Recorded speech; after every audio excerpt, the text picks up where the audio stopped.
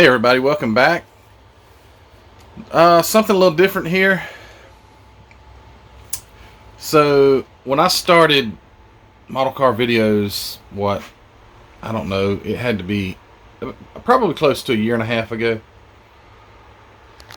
I had already been back into modeling for a little while, and there's several cars that never made it on the channel. Some of them have seen mention of. I'm getting a bad reflection, like the old weathered Ford here. But there's ones like the Bronco.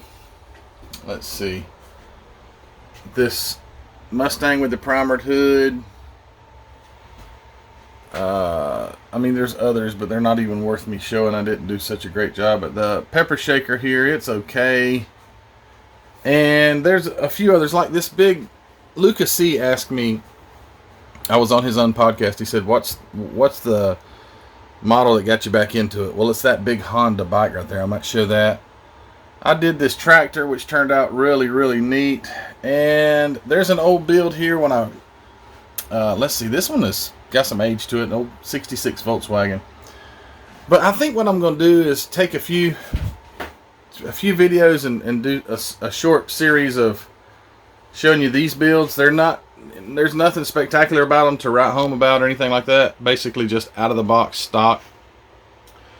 But, well, actually not, because the Mustang, I made a little drag car out of it. Did some modifications, but anyway, yeah, I thought that might be neat. So I'm going to pull one or two of these down and do a video, and I'll probably do a couple of videos to show you these builds. And yeah, just wanted to do something different. Wanted to show you something that maybe you hadn't seen. Maybe you've seen it on the shelf and wondered about it, but here we go.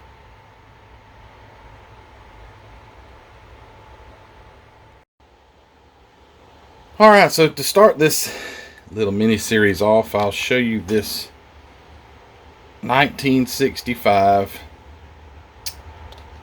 Bronco. And you know, they've come out with the new Bronco that was supposed to kind of look like this, but I particularly don't like them. I don't think they represent this very well at all. You know how Dodge came out with the Challenger, and that Challenger, it seems like Dodge really put forth an effort to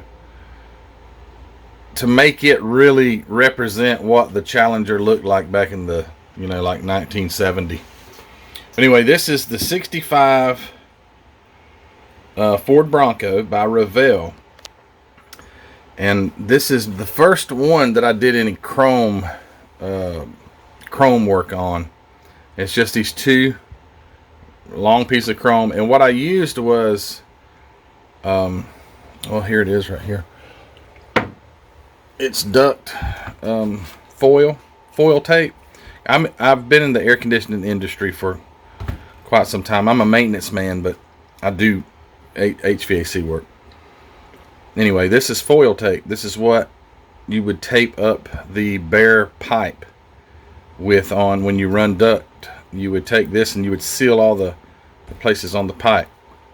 It worked good on this application, but if you were doing something small, like around windows or something like that, I'm afraid it would be too thick, because it is kind of thick. It's probably 2 or 3 times thicker than bare metal foil, and that's the thick bare metal foil. But anyway, that's what I used here. I used that thick, and I was so darn excited. I was like, check that out, because it looked, it actually looked pretty decent. Looked like chrome. So that was cool. But this was a nice kit. Anytime you get a 4-wheel drive kit, you've got many more parts. But this is a nice 4-wheel drive. Very, very detailed. Revell did a great job with its detailing on this kit. I did not do anything but box stock. No plug wires. I'll pull the hood off here and show you. I did not, and I wish I had. I didn't even put any black wash in there. You can tell the motor looks just like a big toy, but that's okay. Turned out really nice. It's very clean. It's a clean build, and I was very proud of that. But as far as any extra detailing outside of the bare metal foil, I did not. I did paint this with an airbrush. It was with, as a matter of fact, I've got the airbrush right here. It was with the Harbor Freight Central Pneumatic airbrush. I used it for several builds. It's okay. I mean, if you're limited on your finances, not that I'm not limited, you know what I mean. If you can't afford the $60 airbrush, you can get the $30 Harbor Freight airbrush, and it'll do some decent paint jobs. I'm not gonna lie. It's not that bad. But anyway, yeah, so let me pull the top off here. And so you can build this thing with the top off. You know, you can leave the top off of it or whatever. It's really neat. Just basic detailing. That's all I did on the interior. The seats there, that's a decal that you put on the seats to make it look like it's fabric or whatever the design is. Got the roll bar. Got the little the little spare tire that flops around there. And under the bottom, also, I've got the hubcaps. I didn't want to put the hubcaps. I actually like the steel wheels, but I put the hubcaps in the back seat. But there are your hubcaps. One for the front has the hole knocked out, so your hub will stick through. But anyway, under the bottom there, it's, well, there goes the hood. But yeah, just a nicely detailed kit Revell put out with all the suspension and differentials and everything they did. Yeah, look good. I did. This has some pretty cool tires, and I did sand the tires to make them look, you know, worn. But honestly, it looks like a brand new vehicle. It doesn't look like it looks like it's just been bought. So I would have done different now, probably, if I were to had built it now. Obviously it would have had plug wires and maybe some other details. Probably would have been dusted up a little bit. And I still have another one of these, the Baja edition. Let me turn around here and show you. Where is it? The Baja Bronco is right there. It's the same kit. It's got a little bit bigger tires.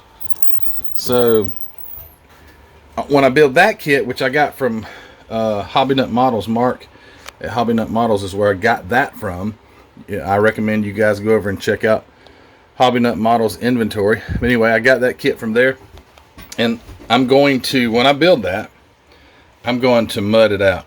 Gonna make it look maybe kind of like the old Chevy here with some mud on it.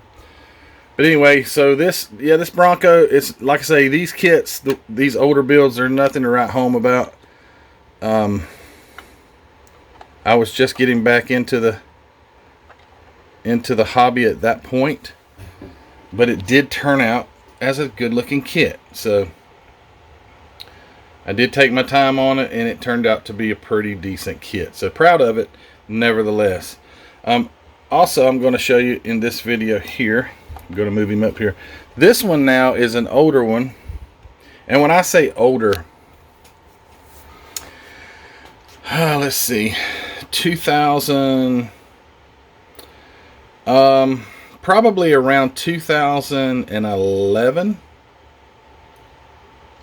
And the reason I'm having a hard time remembering is because I did not build any. We lived in several different places.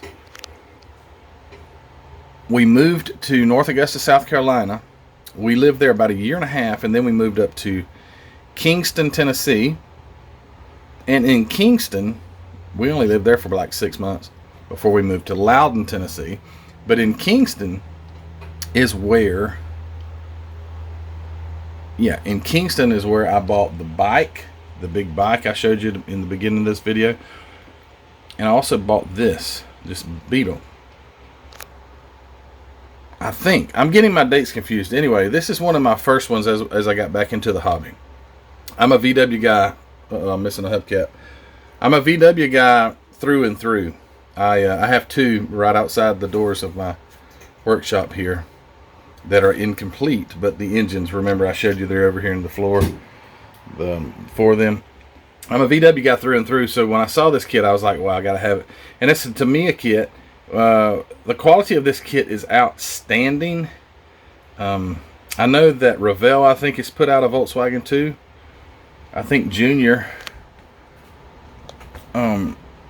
Junior's workshop is building a blue one right now, and I don't know what the difference in the quality of the two kits is, but anyway, I know Tamiya does an outstanding job. This one's got a little shelf life on, or shelf wear. The mirror's gone for the driver's side. This is before I've found the clear parts glue, and can you tell what kind of glue I glued the headlights in with? Yeah, that's super glue, so they smoked up real bad. But this was a cool car because of its high attention to detail that Tamiya. The hood is the hardest darn hood to get off, and I'm doing this one-handed. But Tamiya put such a high attention to detail, I couldn't believe it. Oh my goodness. Let me do the engine compartment first. Maybe I can get it open. So real quick, 1300, that's 1966 was the only year that they produced a 1300 cc engine. 1967 they went up to 1500 cc. 1967 is a rare car. If you have a 67, you better hold on to it. 66 is rare in the fact that it had the 1300, but the body style was exactly like the 65. So there was no difference in that. But anyway, I'm not going to get off on a history lesson on the Volkswagen Beetle, although I could, because I love the Beetle. So darn, you can hardly see. So here's the engine, no plug wires, of course, but I tried my best to detail it out, and like I say, Tamiya does an absolute wonderful job with their attention to detail. Oh, come on. Anyway, I'll get that back on right when I finish the video. It has windows, so a little bit more difficult to get in there and look, but the traditional black seats, most of your VW Beetles had black seats. The handle on the dashboard, also in 1966 they had not had a padded dashboard yet, so it was still a metal dashboard, so it's painted. So I painted the dashboard, and let's see if I can get the darn hood open now. It's got some kind of wonky hinges that I can't figure out how to. There we go. Oh, there's the mirror. Okay, there's the driver's mirror. It's in there. Oh, and you know what? There's the darn hubcap that's missing. It's in there too. But yeah, it's got like the little spare tire, and it comes out, and behind the spare tire is the window washer. 66 also still had you had to open the hood to put fuel in it. I believe 68 is the first year.